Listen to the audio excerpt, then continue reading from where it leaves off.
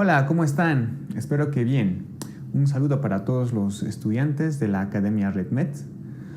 Vamos a empezar con una materia que es importante dado el número de preguntas que se presentan en el examen de residencia médica de Bolivia. Estoy hablando de la endocrinología. Bueno, la endocrinología está dentro de la medicina interna, ¿no? Dentro de ese 20% de preguntas que entran directamente al examen. Si nos fijamos en el temario oficial que nos presentan en la convocatoria, vemos que la endocrinología básicamente tiene entre 6 a 5 temas, pero de los cuales los más importantes son la patología tiroidea y la diabetes mellitus. Por lo tanto, es donde más énfasis vamos a hacer. Dicho esto, te quiero recordar nuevamente de que la idea no es que repases la endocrinología por completo en todas estas videoclases, sino aquellas cosas más importantes de cara al examen, ¿no? Principalmente los temas que están en el temario. Bien, dicho esto, vamos a empezar con el primer tema.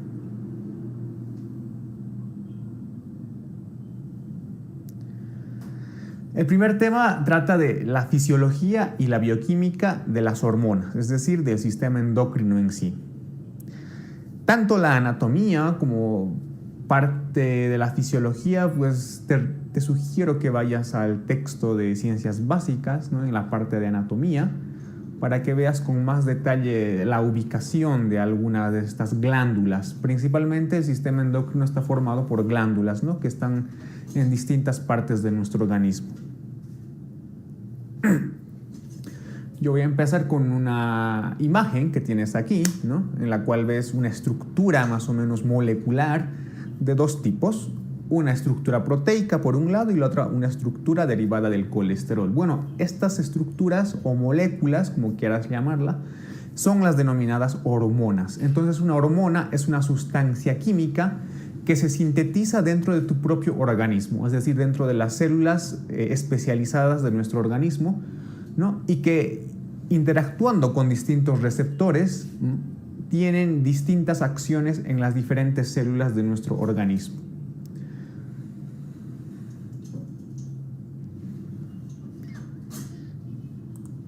Bien, ¿cómo vamos a clasificar a las hormonas? Hay muchas formas de poder clasificarlas, pero de acuerdo a su estructura química las vamos a clasificar en 3, ¿no? En la diapositiva tienes una imagen, ¿no? En la cual ves en primera instancia, según lo que te marco,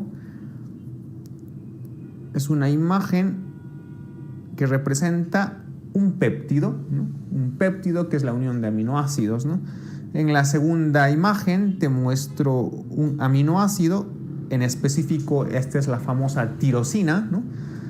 Y en la tercera imagen pues te muestro la estructura del colesterol, ¿no? ¿Por qué hago esta clasificación química? La primera, que es un péptido y que sumados muchos péptidos van a ser una proteína, evidentemente, son las hormonas derivadas de los péptidos y proteínas. Dentro de ese grupo vamos a encontrar, por ejemplo, a la FSH, a la TSH, ¿no? A la hormona de crecimiento, ¿no? Etc. Las derivadas de los aminoácidos, como en este caso te estoy mostrando la tirosina, ¿no? Son aquellas que derivan pues, de este aminoácido, en las cuales vamos a encontrar, por ejemplo, la tiroxina, ¿no? La triiodotironina, ¿no? Las hormonas tiroideas propiamente. También están las catecolaminas, ¿no? Como la adrenalina, la noradrenalina. Entonces, estas derivan de los aminoácidos. Y por último, tenemos la imagen del colesterol, y es que hay unas hormonas que se denominan esteroideas, ¿no? Que por ejemplo son los corticoides, son las hormonas sexuales como la testosterona, el estradiol, ¿no? Todas estas derivan de una molécula precursora que es el famoso colesterol. Entonces, de acuerdo a su estructura química, las hormonas se dividen en 3 tipos, ¿no? Las derivadas de polipéptidos y proteínas, las derivadas de aminoácidos y las esteroideas. Otra forma más interesante de clasificar estas hormonas, ¿no? Es más o menos viendo algunas características comunes que tienen. En este cuadro, por ejemplo, que te muestro aquí, pues tienes una clasificación y las dividimos en 2 grupos, ¿no? Un grupo 1 y un grupo 2, de acuerdo a distintas características. Por ejemplo, ¿no? Vemos el tipo de hormonas, la solubilidad que tienen algunos tipos de hormonas, si usan o no usan transporte, ¿no? El tipo de receptor al que con el que van a interactuar y si están mediados por algún tipo de complejo. Por ejemplo, las hormonas del grupo 1 son las esteroideas, ¿no? Las iodotironinas, el calcitriol y los retinoides. Es decir, aquí estoy combinando, si te das cuenta, ¿no? ¿Cuáles son sus características? Con iodotironinas me refiero a las hormonas tiroideas, por si acaso, ¿no?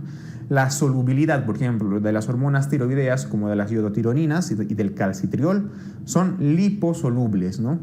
¿Usan proteína de transporte? Sí, estas hormonas necesitan una proteína para ser transportadas por nuestro organismo. ¿Cómo es su receptor? Pues interactúan con un receptor que está intracelular, es decir, dentro de la célula, ¿no? Y por último, están mediados por un complejo denominado hormona receptor que está también dentro de la célula. Te recuerdo, este grupo pertenecen principalmente las hormonas esteroideas, las iodotironinas, ¿no? Las hormonas tiroideas, por así decirlo, ¿no? En el grupo 2 pues están las derivadas de polipéptidos y proteínas, que en su gran mayoría, ¿no? TSH, FSH, etc. Y las catecolaminas, es decir, noradrenalina, adrenalina, ¿no? ¿Cuál es su característica? Estas sí son hidrosolubles, ¿no? Son hidrosolubles de tipo. No usan una proteína de transporte, por lo tanto pueden circular libremente por la sangre y llegar a su órgano diana, ¿no? El receptor, bueno, a diferencia del grupo 1, donde el receptor estaba dentro de la célula, en este grupo de los polipéptidos y proteínas y las catecolaminas, el receptor se encuentra fuera de la célula, es decir, a nivel de la membrana citoplasmática. Van a interactuar con un receptor de membrana, ¿no? ¿Por qué están mediados? Bueno, están mediados por los receptores de membrana, por ejemplo, AMP cíclico, el GMP cíclico, fosfato inositol y las sinasas. Bien. Te he indicado de que las hormonas tienen que interactuar con un receptor para efectuar sus acciones. Entonces vamos a hacer un breve repaso bastante sencillo acerca de los receptores principales de las hormonas. De acuerdo a la clasificación previa que hemos hecho en la anterior diapositiva, hemos visto de que las hormonas pueden interactuar con receptores que están dentro de la célula, es decir, intracelulares, o con receptores que están a nivel de la membrana. Entonces, los receptores hormonales a nivel de membrana, pues tenemos principalmente los siguientes tipos. Los receptores unidos a proteína G, ¿no? Que son la gran mayoría, ¿no? Con AMP cíclico como segundo mensajero. ¿Qué hormonas van a interactuar con receptores unidos a proteína G? Principalmente, ¿no? Las glucoproteínas como TSH, ¿no? FSH, LH, también la ACTH, algunos péptidos como el glucagón, ¿no? La somatostatina y los derivados de aminoácidos como las catecolaminas. Bueno, entonces, este tipo de hormonas interactúan con receptores unidos a proteína G. Receptores de tirosina sinasa. El principal y el que va a interactuar con este tipo de receptor, y es que es importante, ¿no? Es la insulina, ¿no? También los factores de crecimiento y la eritropoyetina, pero recuerda que si tienes que acordarte cuál es la hormona que interactúa con un receptor de tirosina sinasa, es la insulina, ¿no?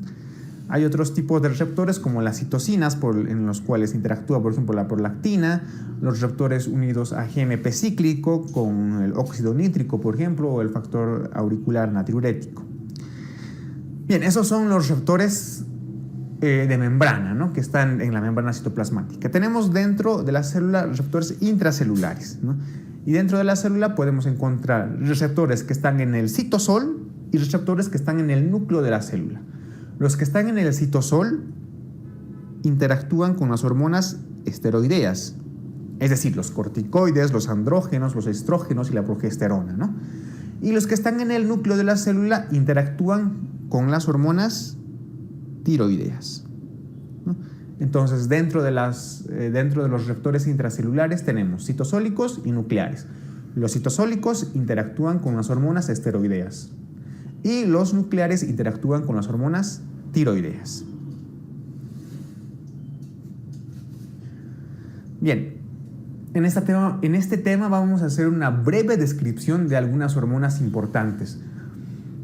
Las hormonas, pues, tanto en cantidad como en descripción, pues abarcan una amplia cantidad de tipos, ¿no? Pero por la importancia, ¿no? Y por el número de preguntas que generalmente caen respecto de este tema, vamos a hacer énfasis en los principales grupos solamente. Te vuelvo a repetir, hay un montón de hormonas con un montón de acciones, un montón de mediadores, ¿no? Pero vamos a hacer énfasis en las principales y también en las que pensamos que son importantes para el examen. Vamos a empezar entonces con las hormonas hipotalámicas e hipofisiarias. En primera instancia, en la diapositiva te voy a mostrar algunas hormonas hipotalámicas, por una parte, y su acción a nivel de la hipófisis. Bien, las hormonas hipotalámicas, ¿no? Son, por ejemplo, la hormona liberadora de corticotropina, la hormona liberadora de hormona de crecimiento, la hormona liberadora de gonadotropinas, la hormona liberadora de tirotropina, la somatostatina, ¿no? Por ejemplo. Sé que es un poco lioso, ¿no? Pero acuérdate de algo, todo lo que diga liberador o liberadora, algo así, ¿no? O que tenga una R en su abreviatura, pues significa que es una hormona hipotalámica. Todo lo liberador es hipotalámico. Entonces, clasifico hormona liberadora de corticotropina, actúa estimulando la ACTH, por ejemplo. Hormona liberadora de hormona de crecimiento, actúa estimulando la hormona de crecimiento, ¿no? La hormona liberadora de gonadotropinas a nivel de la hipófisis actúa estimulando la FSH y la LH. Y así. Entonces, quiere decir que tenemos nosotros más o menos la imagen de nuestro hipotálamo, ¿no? Luego te voy a hacer un esquemita de la hipófisis, que es una glándula así. Entonces, todo lo relacionado con el hipotálamo, o todas las hormonas que están en el hipotálamo, actúan directamente sobre la hipófisis, ¿no? Debo recordarte que en la hipófisis hay dos partes. Una parte que se llama adenohipófisis y otra parte que es la neurohipófisis. Entonces voy a ir describiendo cada una más adelante. Entonces recuerda, las hormonas hipotalámicas son esas liberadoras que actúan directamente sobre células que están en la hipófisis. Bien, aquí tienes un cuadro muy bonito donde ves un resumen, una síntesis más o menos de todos los tipos de hormonas que se producen en la hipófisis, ¿no? Te he mencionado de que la hipófisis la vamos a dividir tanto en adenohipófisis, que es esta, y la neurohipófisis, que está aquí, ¿no? Ambos, si bien forman parte de la glándula, vamos a ver que tienen distintos tipos de células y por lo tanto tienen funciones relativamente diferentes. La adenohipófisis sintetiza hormonas, ¿no? En cambio, la neurohipófisis almacena hormonas, ¿no? Porque los núcleos del hipotálamo paraventricular y supraóptico van a secretar una serie de hormonas, ¿no? Que van a almacenarse en la neurohipófisis. La neurohipófisis no sintetiza hormonas, solo la adenohipófisis. Entonces vamos a hablar un poco de la adenohipófisis y qué hormona secreta. Principalmente hormona de crecimiento, ¿no? La hormona de crecimiento, la famosa GH, ¿no? Es una hormona que interactúa con diferentes mediadores, como por ejemplo el factor de crecimiento similar a la insulina. Sé que es un poco largo de aprenderte, pero ¿cuál es su función, ¿no? Actúa a nivel de hueso, músculo y órganos y, como su nombre dice, estimula su crecimiento, ¿no?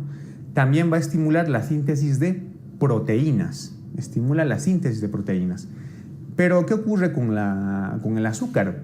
Pues la hormona de crecimiento es hiperglucémica, es decir, aumenta el azúcar en la sangre. Quiero que te quedes con un concepto. La hormona de crecimiento, por este efecto, es contrainsular, es decir, actúa en contra de la insulina.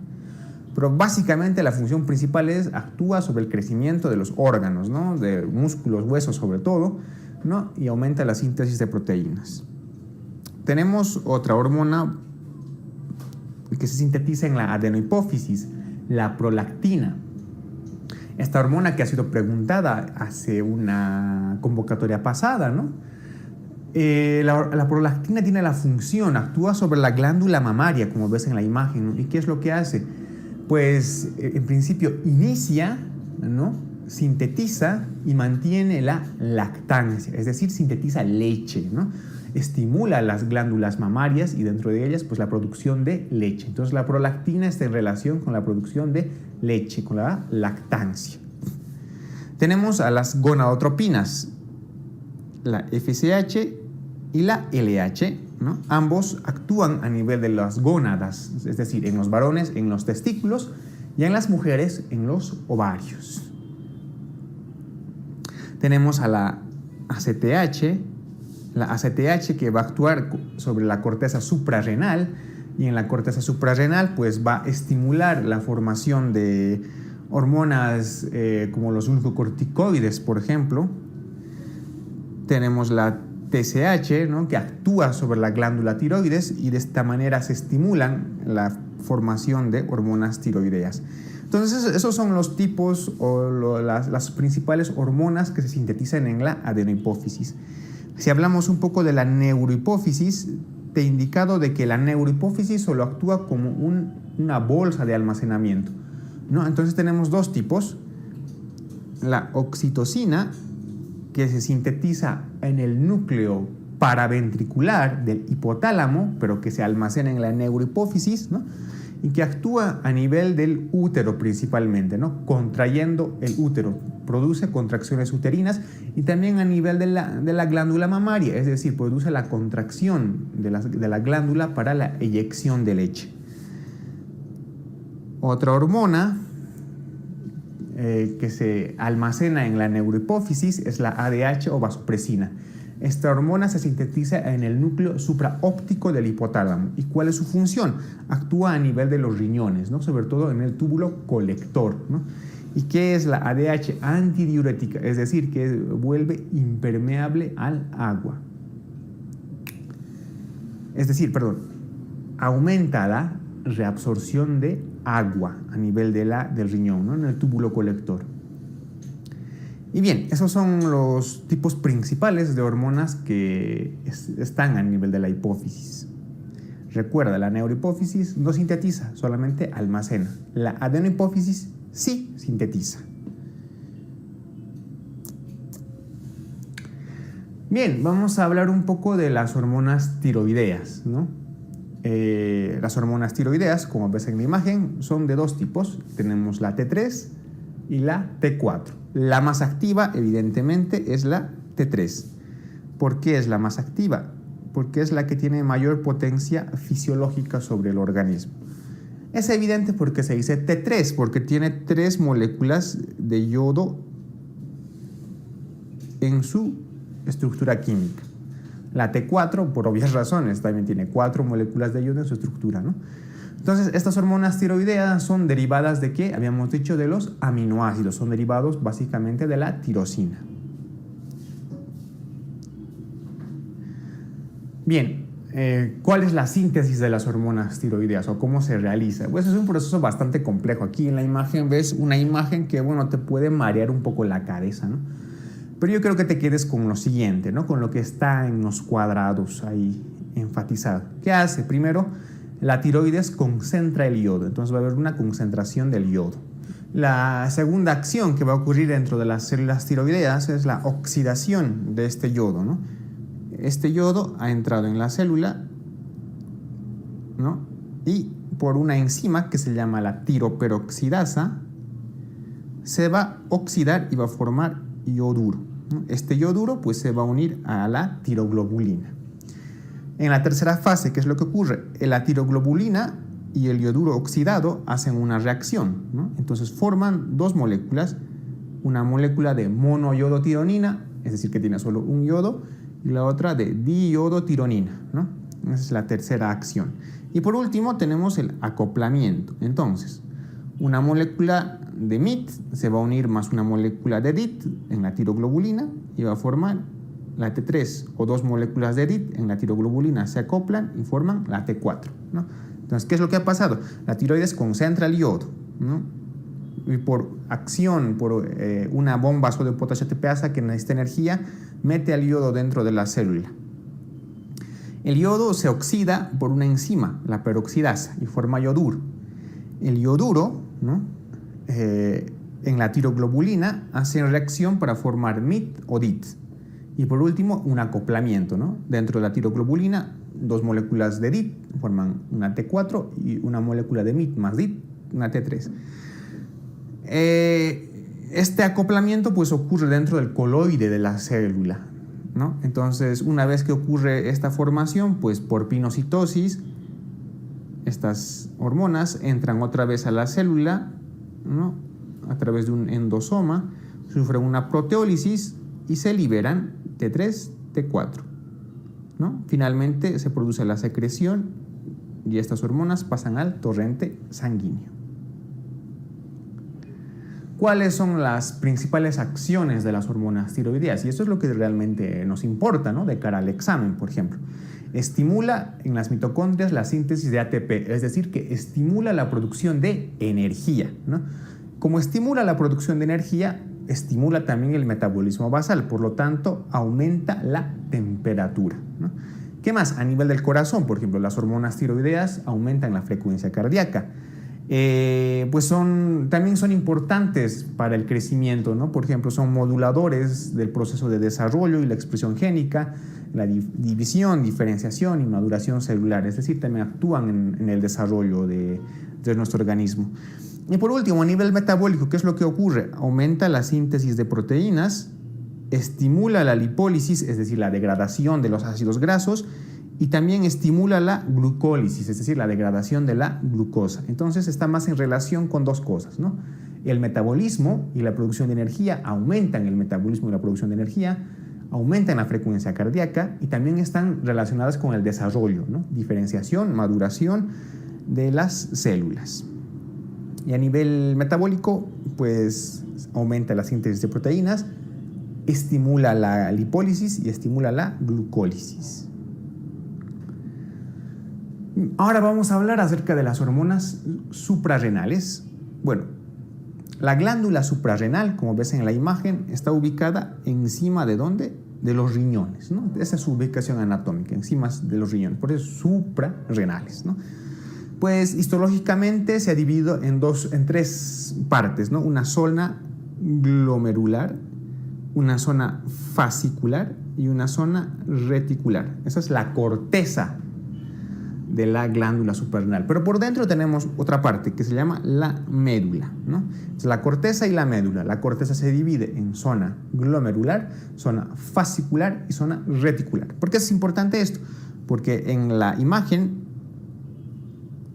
vamos a ver en la primera parte la corteza.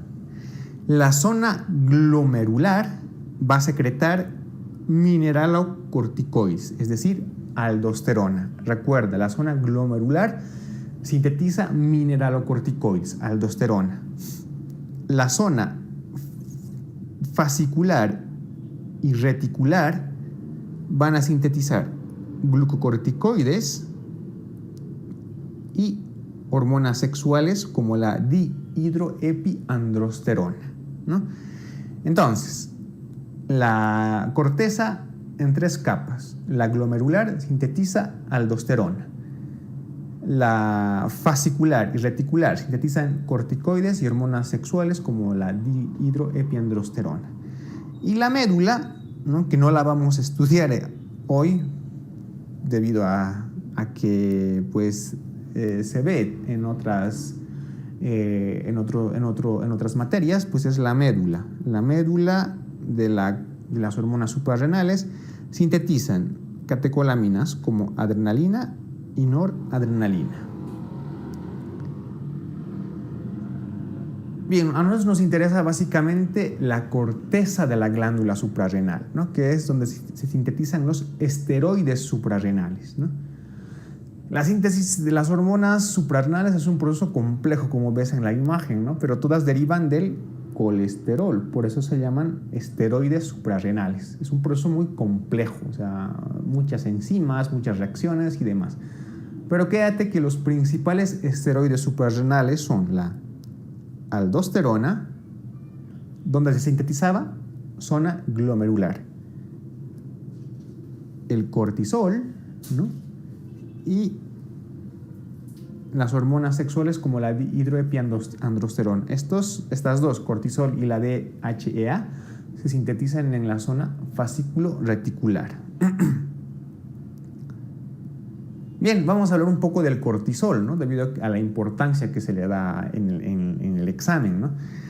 El cortisol depende de la ACTH, ¿no? Hemos visto que la ACTH es una hormona hipofisiaria. Esta hormona ACTH actúa sobre la glándula suprarrenal y aumenta el nivel de cortisol, ¿no? Entonces tiene un control circadiano, es importante esto. ¿Qué es circadiano? Entonces quiere decir que eleva sus concentraciones por la mañana y caen por la noche. De hecho, hubo una pregunta relacionada con esto, ¿no? que se ha repetido 2 veces en el examen de la convocatoria de 2018, en la primera convocatoria, y en la primera convocatoria de este año, del 2019, que por ejemplo decía, ¿cuál es la hormona que se eleva por la mañana? ¿No? Y había una serie de opciones y entre ellas estaba el cortisol. Bueno, pues esta elevación por la mañana y que caen por la noche, pues tienen relación con el ritmo circadiano que tiene esta hormona. ¿Qué más? Los glucocorticoides actúan como hormonas contrainsulares, es decir, antagonizan los efectos de la insulina, por lo tanto, elevan la glucemia, ¿no? ¿Qué más? Estimulan la gluconeogénesis y favorecen la síntesis de glucógeno hepático. El efecto sobre las proteínas. El cortisol sobre las proteínas es catabólico, es decir, aumenta su degradación, ¿no? Al margen de todos estos efectos metabólicos que te he indicado, pues el cortisol, ¿no? Al ser un glucocorticoide, pues tiene un efecto antiinflamatorio, ¿no?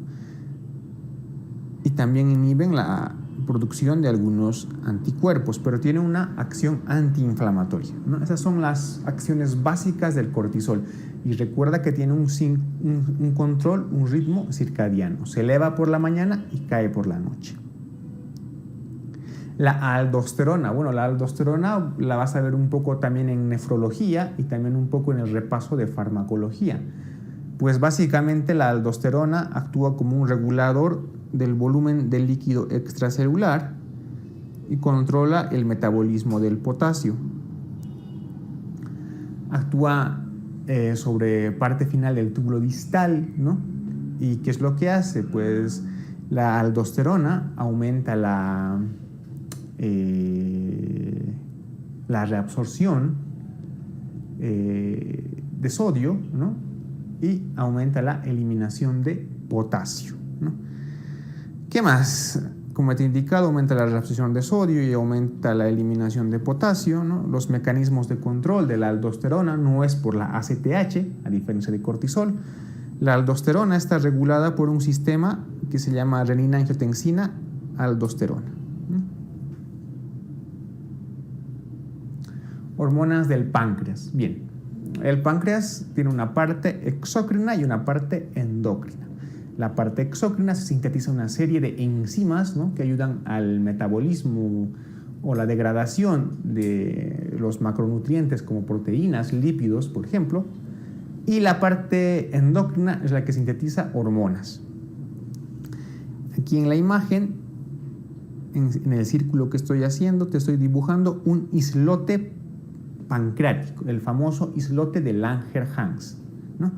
Este islote tiene una serie de células, la célula beta, la célula alfa, la célula delta y demás, ¿no? Entonces sintetiza una serie de hormonas. Por ejemplo, la más importante, la insulina. También sintetiza el glucagón, sintetiza el polipéptido pancreático, sintetiza la somatostatina, ¿no? Pero dentro de ellos los principales, insulina y glucagón. Vamos a hablar un poco de la insulina. Es una hormona polipeptídica. Quédate con eso solamente, ¿no? En la imagen ves tú una imagen, ¿no? Ves una imagen en donde está la insulina propiamente, ¿no? Tiene sus 2 cadenas, 1 y 2, ¿no? Y está formada por péptidos, un polipéptido nada más. ¿Dónde se sintetiza? Se va a sintetizar en la célula beta del islote pancreático, ¿sí? ¿Y qué más? Su receptor, como te había indicado en una diapositiva anterior, es el de tirosina sinasa, ¿no? El que está aquí, ¿no? Este es el receptor de tirosina sinasa. Entonces, si tienes que acordarte algo de la insulina, es que es un polipéptido, hormona polipeptídica, ¿no? Se sintetiza en las células beta del islote de Langerhans y interactúa con receptores de tipo tirosina sinasa. ¿Cuál es su acción sobre el metabolismo? Es lo que más nos interesa, ¿no? Principalmente a nivel de los hidratos de carbono, ¿no? De los carbohidratos. La insulina favorece la captación y el metabolismo de la glucosa, es decir, estimula la glucólisis.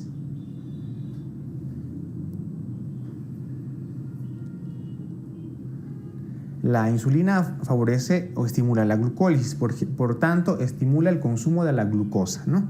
¿Qué más? Facilita la captación y almacenamiento de la glucosa, es decir, la glucogenogénesis, ¿no?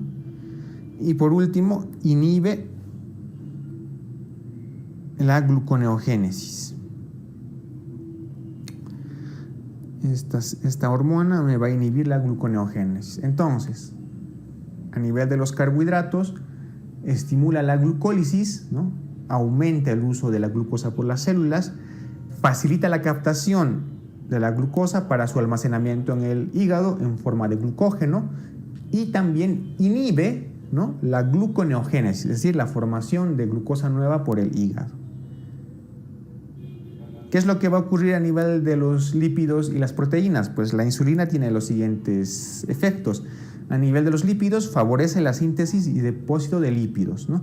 Inhibe la lipólisis, por lo tanto, no hay lipólisis, es decir, no degrada los ácidos grasos. A nivel de las proteínas, aumenta la síntesis de proteínas, por lo tanto, inhibe el catabolismo de las proteínas. Es decir, favorece la síntesis de los lípidos y de las proteínas. Y segundo, inhibe la degradación de lípidos y proteínas. La hormona de crecimiento y la insulina se ha demostrado que actúan de manera sinérgica, sobre todo para promover el crecimiento. Y es que, como te he indicado, la hormona de crecimiento actúa estimulando una molécula que se denomina factor de crecimiento similar a la insulina. Otra hormona importante que está dentro del páncreas es el glucagón. Es igual a una hormona polipeptídica, quédate con eso, donde se sintetiza esta vez en las células alfa del islote de Langerhans, ¿no? A diferencia de la insulina, que utiliza un receptor de tirosina sinasa, este utiliza un receptor ligado a proteína G con AMP cíclico como segundo mensajero. Como ves en la imagen, es una estructura polipeptídica, no te interesa el número de aminoácidos ni nada, solamente tienes que saber que es una hormona polipeptídica. Luego, como ves en la imagen, se sintetiza en las células alfa del páncreas. ¿Cuáles son sus efectos? Estimula la glucogenólisis, es decir, la degradación del glucógeno. Estimula la gluconeogénesis hepática e inhibe el depósito de triglicéridos en el hígado. Como ves, el glucagón también es una hormona contrainsular, ¿no? Actúa, hace todo lo contrario que la insulina, ¿no? Estimula la glucogenólisis, estimula la gluconeogénesis hepática y inhibe el depósito de triglicéridos en el hígado.